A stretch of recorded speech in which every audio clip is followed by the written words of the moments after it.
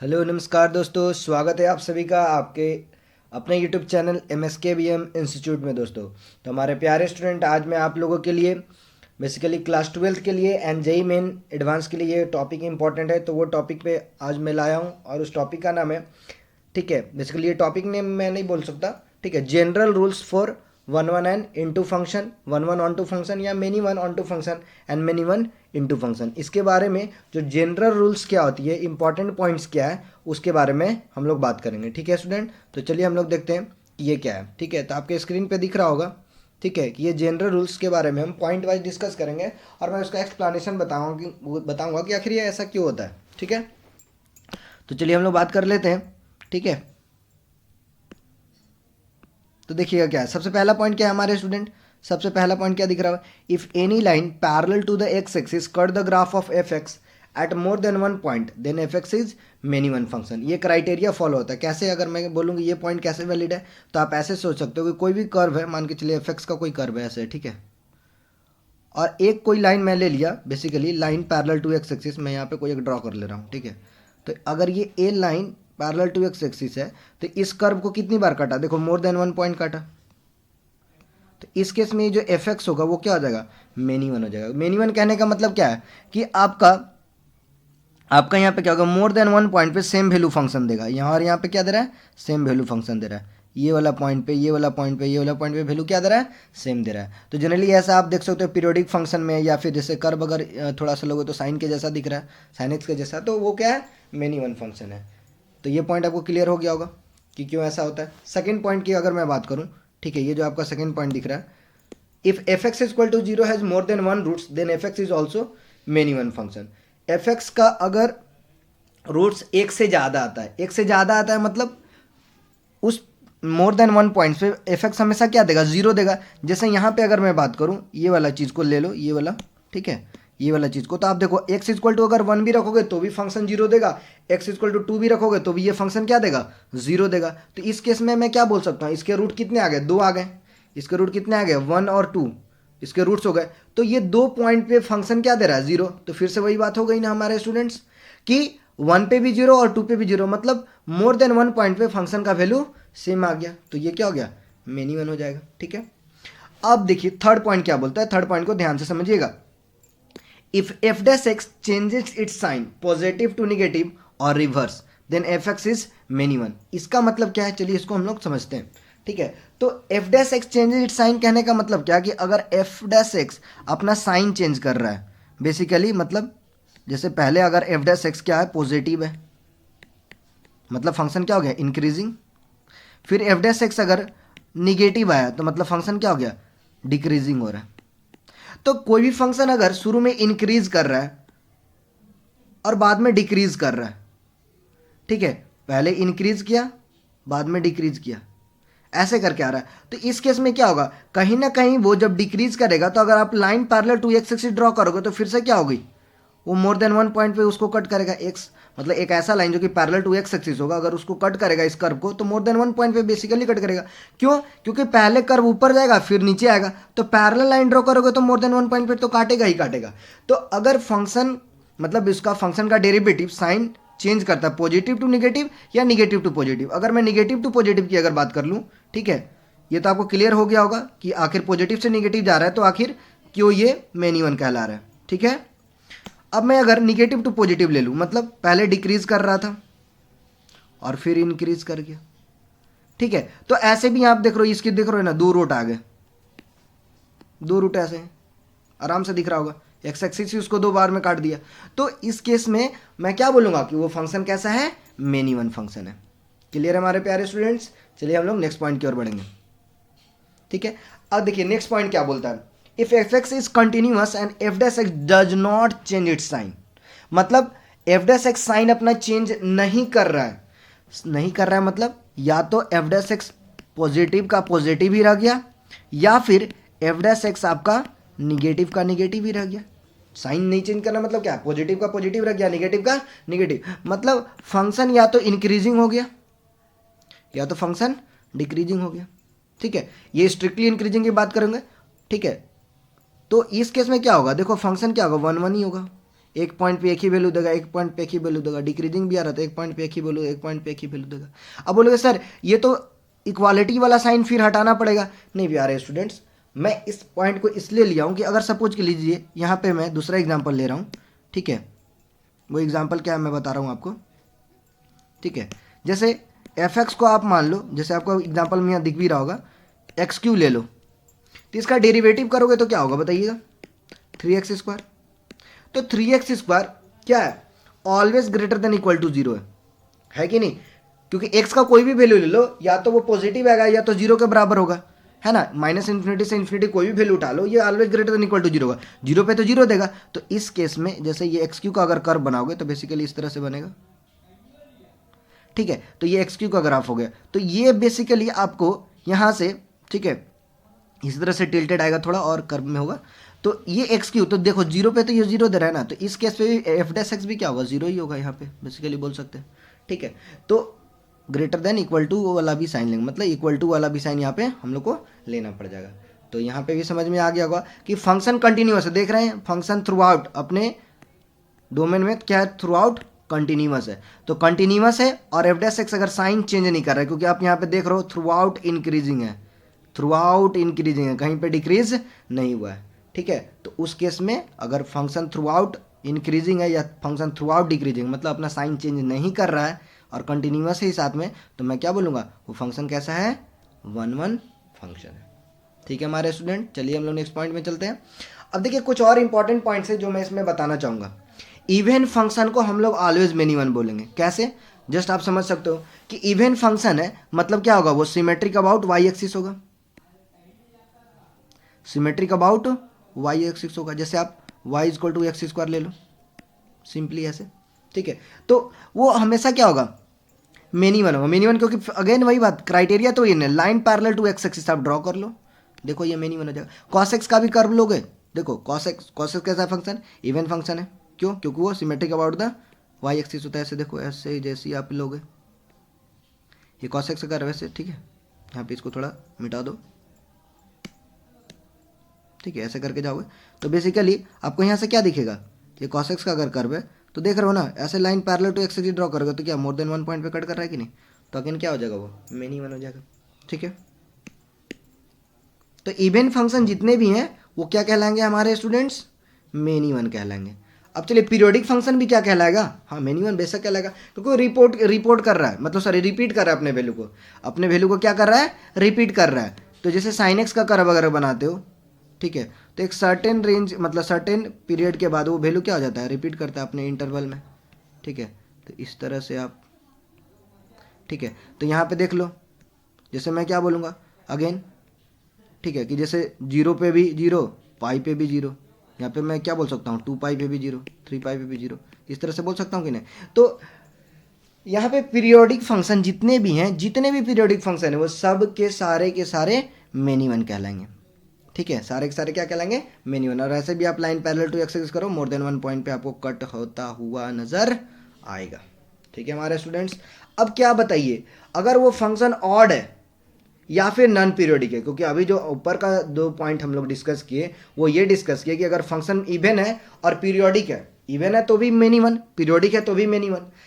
अब बताइए अगर वो ऑड फंक्शन है या नॉन पीरियोडिक है तो क्या मैं बोल सकता हूँ, क्या मैं बोल दूँ कि 1 होगा या मेनी वन होगा, तो इसके बारे में कुछ नहीं कर सकते, 1 भी हो सकता है, ठीक है, 1 भी हो सकता है और मेनी वन भी हो सकता है, ये चीज़ को ध्यान रखिएगा।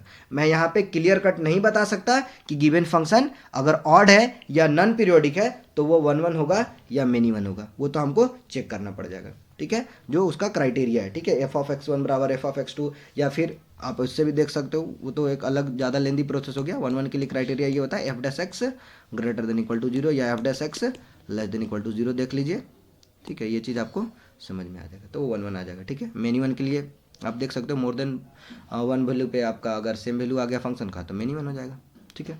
चलिए अगला देखिए पॉइंट, क्या important point, odd degree polynomial function onto function होता है। क्या बोल रहा है भाई, ऑड डिग्री पॉलिनोमियल फंक्शन और ऑलवेज ऑन टू फंक्शन, ऐसा क्यों भाई। तो ऑन टू फंक्शन कब बोलते हैं, किसी फंक्शन को ऑन टू कब बोलते हैं, इसका मैं यहाँ पे देखिए एक्सप्लेनेशन बता रहा हूँ। ऑन टू फंक्शन कब होता है, जब कोडोमेन उस फंक्शन का किसके बराबर हो जाए, रेंज के बराबर हो जाए। मतलब codomain is equal to range, codomain is equal to range, तो उस केस में वो फंक्शन क्या होगा, ऑन टू होगा। अब बताइए अगर किसी फंक्शन में जब मैपिंग के फॉर्म में दिया रहता है, अगर कुछ नहीं दिया हुआ तो मान के ये चलना कि उसका कोडोमेन क्या होता है, आर होता है। ये पॉइंट को नोट कर लीजिएगा हमारे स्टूडेंट। फंक्शन में अगर कोडोमेन नहीं दिया हुआ है तो इन जनरल क्या मान के चलेंगे उसको, आर, मतलब all real number, minus infinity to infinity. तो अब ये बताइए odd degree polynomial function, odd degree polynomial function, क्या आप रेंज क्या बता सकते हो कितना होगा, मैं बता सकता हूँ, बताइए। मैं बताऊं या आप लिखोगे कमेंट में, नहीं चलिए मैं ही बता देता हूँ, ठीक है। तो रेंज उसका क्या होता है, आर होता है। आप बोलोगे ऐसे कैसे, तो ऑड डिग्री जितने भी पॉलिनोमियल फंक्शन होते हैं, देखिएगा जैसे मान लो एक्स क्यू लिख दिया, ठीक है, ये भी तो ऑड डिग्री पॉलिनोमियल है। तो इसका आप ग्राफ जब देखोगे तो क्या होगा, देखिए ना, वो इसकी वाई एक्सिस की वैल्यू माइनस इन्फिनिटी से इन्फिनिटी चल जाएंगे, एक्स को इन्फिनिटी रखो तो भी इन्फिनिटी, माइनस इन्फिनिटी तो माइनस इन्फिनिटी, मतलब रेंज हमेशा क्या आएगा, आर आएगा। ऑड डिग्री पॉलिनोमियल फंक्शन का रेंज क्या होगा, आर। ये अपने दिमाग में हमेशा बैठा के रखिएगा, कोई भी अगर ऑड डिग्री पॉलिनोमियल है तो उसका रेंज होगा वो क्या होगा, आर होगा। ऑड डिग्री, डिग्री मैं कब बोलूँगा, जब हाईएस्ट डिग्री की, ऐसा नहीं कि ये x Q plus x square है तो इसका ये डिग्री काउंट करना, नहीं, हाईएस्ट डिग्री की मैं बात करूँगा, ठीक है। तो ये रेंज क्या होंगे, आर, और कोडोमेन भी क्या हो गया, आर, तो ऑन टू फंक्शन हो गया ना, ठीक है। तो ये चीज़ हो गया हमारे स्टूडेंट्स, ठीक है। इस चीज़ को समझने का कोशिश करिएगा, ठीक है। और ध्यान में रखिएगा कि ये चीज़ हम लोग क्वेश्चन में यूज़ करेंगे, जस्ट ये पॉइंट याद रखने के लिए नहीं है। पॉइंट याद कब रखा जाएगा, इंपॉर्टेंट वो साबित कब होगा, जब वो क्वेश्चन में अप्लाई होगा। तो क्वेश्चन अप्लाई करने के लिए सभी इंपॉर्टेंट पॉइंट बताया जा रहा है, ठीक है। जे मेन के एग्जाम में, आप 12 बोर्ड एग्जाम में भी ट्रिकी क्वेश्चन सॉल्व कर सकते हो एकदम चुटकी में, ठीक है स्टूडेंट्स। चलिए हम लोग आगे बढ़ते हैं।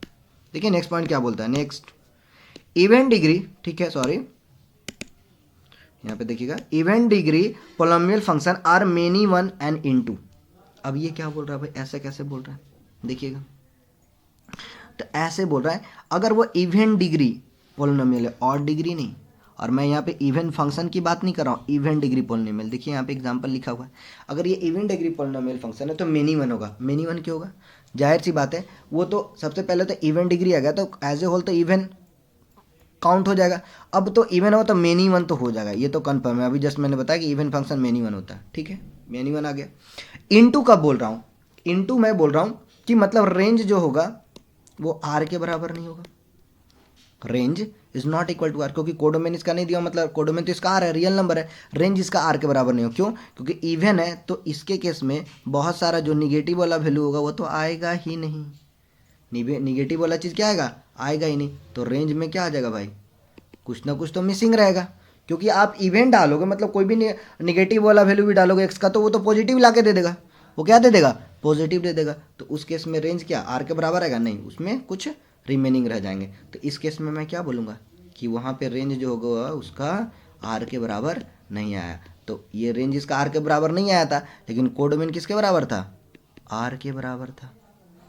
तो range not equal to codomain, range क्या हुआ, नॉट इक्वल टू कोडोमेन। यहाँ पे रेंज जो क्या हो गया, कोडोमेन के बराबर नहीं हो गया, ठीक है। तो इस केस में मैं क्या बोलूँगा, वो फंक्शन क्या हो गया, इनटू फंक्शन हो गया। वो फंक्शन कैसा हो गया, इनटू फंक्शन हो गया। तो ये अगर जब कभी भी बात हो आपका किस चीज़ का, कि अगर वो फंक्शन इवेंट डिग्री पॉलिनोमियल है तो मैं क्या बोलूँगा, मेनी वन भी होगा और वो इनटू भी होगा, ठीक है स्टूडेंट्स। चलिए अब ये देखो क्वेश्चन है, आपको ये क्वेश्चन आपको सॉल्व करना है अभी जो मैंने क्राइटेरिया आपको बताया था, ठीक है। तो ये आपको गिवन सामने फंक्शन दिख रहा होगा, बताइए ये फंक्शन में ये जो ऑप्शन है वो कौन सा करेक्ट होगा, कौन सा ऑप्शन करेक्ट होगा, देख लीजिए। तो फंक्शन में दिया आ रहा है, देखिए ई की power t square minus e की power minus t square upon e की power t square plus e की पावर माइनस टी स्क्वायर, ये फंक्शन दिख रहा है। अब इसको बताना है मेनी वन है कि ऑन वन है, क्या है भाई बताइए। तो मेनी वन ऑन वन क्या मैं सॉल्व करके बताऊं, नहीं, प्रॉपर्टी जब पढ़ा है सर तो प्रॉपर्टी अप्लाई करेंगे ना, हमेशा सॉल्व करने के पीछे नहीं भागेंगे। प्रॉपर्टी का भी बहुत ना ही इंपॉर्टेंट है जितना आप सॉल्व करने में टाइम लगाते हो। प्रॉपर्टी पढ़ चुके हैं ना, वो तो प्रूफ हो चुका है, तो वो प्रॉपर्टी को डायरेक्ट यूज करेंगे। तो आपको दिख रहा होगा कि ये जो गिवन फंक्शन है वो एफ ऑफ माइनस टी पे और टी पे दोनों क्या होता है, बराबर आएगा। अगर टी के जगह पे माइनस टू भी पुट करोगे तो भी वो बराबर आएगा। मतलब ये फंक्शन जो दिया हुआ है एफ टी जो दिया हुआ वो कैसा फंक्शन है, इवन फंक्शन है। तो इवन फंक्शन है तो अभी जस्ट मैंने प्रॉपर्टी में पढ़ा था कि वो मेनी वन होगा। तो ये और ये ऑप्शन तो ऐसे ही खत्म हो गया, क्योंकि ये वन वन दे रखा है तो वन वन तो होगा नहीं। अब मेनी वन हो गया, अब या तो ऑन टू होगा या तो इन टू होगा, क्योंकि कभी भी फंक्शन जो भी फंक्शन हो, आइदर 1 1 हो और या मेनी 1 हो, ऑन टू या इनटू तो होगा ही होगा, ऑन टू या इनटू होगा ही, आइदर फंक्शन 1 1 हो या मेनी 1 हो, ठीक है। ये दोनों फंक्शन आइदर 1 1 हो तो भी ये हो सकता है, ये भी हो सकता है, ठीक है। तो ऑन टू या इनटू में से तो कोई ज़रूर होगा। अब बताना है वो कैसे चेक करेंगे। तो ऑन टू के लिए और इनटू के लिए क्राइटेरिया कैसे डिफ्रेंशिएट करते हैं, रेंज इक्वल टू कोडोमेन पे, अगर रेंज इक्वल टू कोडोमेन आ गया तो ऑन टू होगा। अब बताइए रेंज इक्वल टू कोडोमेन कैसे करूंगा, ठीक है। तो कोडोमेन तो यहाँ दिया हुआ नहीं है, इस क्वेश्चन में कोडोमेन नहीं दिया हुआ, तो मैं क्या मान के चलूंगा, कोडोमेन इस फंक्शन का क्या है, ऑल रियल नंबर।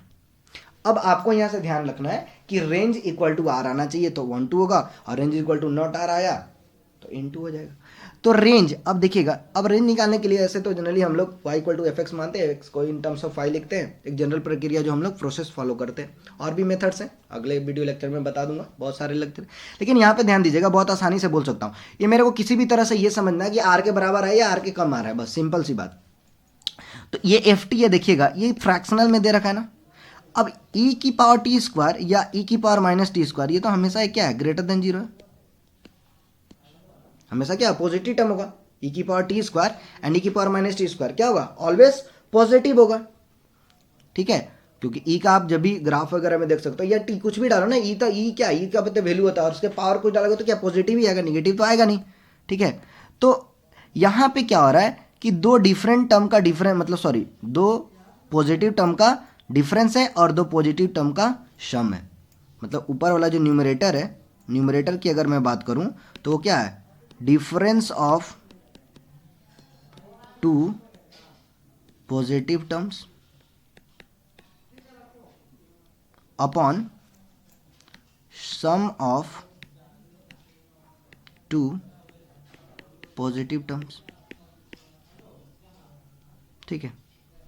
तो अब बताइए, ये वैल्यू होगा, अगर मैं बोलूं कि ये जो वैल्यू एफ टी का वैल्यू होगा वो 1 से छोटा होगा, 1 से छोटा होगा। अब बोलोगे कैसे सर, तो कोई भी दो पॉजिटिव टर्म को घटाइए, कोई भी दो पॉजिटिव टर्म को घटाइए और वही दोनों पॉजिटिव टर्म को जोड़िए और उसका फ्रैक्शन देखिए क्या होगा। जैसे सपोज के लिए मैं यहाँ पे ले रहा हूँ 3 और 2 ले रहा हूँ, और 3 और 2, तो 3 2 मतलब कोई भी दो पॉजिटिव टर्म पिक कर लिए और वो दोनों को मैं घटा रहा हूँ पहले और वो दोनों को जोड़ रहा हूँ, इसका फ्रैक्शन निकाल रहा हूँ। देखिए कितना वैल्यू आएगा, 1/5, क्या 1 से लेस आया ना, 1 से लेस आया। तो कहने का मतलब है जब कभी भी आप दो पॉजिटिव टर्म को घटाओगे और दो पॉजिटिव टर्म को जोड़ोगे तो उसका फ्रैक्शन आप निकालोगे, ठीक है, डिफरेंस का अपॉन सम का, तो हमेशा लेस देन 1 आएगा। तो एफ टी तो हमेशा क्या हो गया, लेस देन 1 आ गया। तो ये तो आर तो हो नहीं सकता, इसका रेंज जो होगा हमेशा 1 से छोटा होगा, 1 से छोटा होगा। तो रेंज क्या हो गया, नॉट इक्वल टू आर। तो range not equal to R, तो ऑप्शन बी चला गया। That's about your answer. समझ में हम आया प्यारे स्टूडेंट्स, ठीक है। तो अब देखिए अगला क्वेश्चन है, ठीक है। तो ये क्वेश्चन मैं आप लोगों के लिए होमवर्क के तौर पे रख रहा हूं, ये क्वेश्चन मैं आप लोगों के लिए होमवर्क के तौर पे रख रहा हूं। इसका आंसर आप बताओगे इस ऑप्शन में से कौन सा सही होगा, कमेंट बॉक्स में आप रिप्लाई करिएगा, ठीक है। तो चलिए स्टूडेंट, आशा करते हैं ये वाला लेक्चर आपको बहुत अच्छा लगा होगा। तो हमारे चैनल को लाइक शेयर और सब्सक्राइब करना ना भूले दोस्तों, और अपने दोस्तों तक बहुत सारे शेयर करें, सो दैट आप लोगों के लिए मैं इसी तरह से मेहनत करता रहूं और अपने एग्जाम में अच्छे करते रहूं, ठीक है। Thanks for watching our video student, bye bye, मिलेंगे हम लोग नेक्स्ट क्लास में।